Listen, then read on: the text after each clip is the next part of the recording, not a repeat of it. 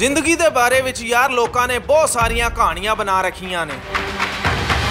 कोई कहता पहला प्यार नहीं भुलदा, कोई कहता रेल गड्डी का पहला सफ़र सारी उम्र याद रहिंदा, कोई अपने पिंड का मेला नहीं भुलदा ते कोई गर्मियां दीयां छुट्टियां नूं बुढ़े बारे याद करके दिल बहला लैंदा। कुछ चीज़ां हमेशा याद रहिंदियां ने जिन्हां विच रख के वजी हुई चपेड़ भी है।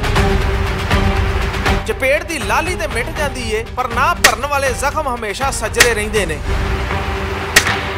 ते चपेड़ मारन वाला तो भुलदा ही नहीं बल्कि गल गल उते याद आउंदा है। जे असी गल करिए पाकिस्तानी माशरे दी ते इहनूं गिद्धां वांगू नोचन वाले बिजुआं दा मूँह चपेड़ा मार मार किसी ने लाल कीता है ते उस शेर जवान का नाम है चीफ जस्टिस मियां साकिब निसार। जज ते पहला भी बहुत आए ने पर मियां साकिब निसार ने जदों दी कुर्सी संभाली है करप्ट अनासर दी बत्ती गुल कर दी। केस होवे पनामा दा या साबिक चेयरमैन नैब दीयां हड धर्मियां दा, मियां साकिब निसार ने अपने दबंग फैसलियां नाल नवीं तारीख रकम कीती है।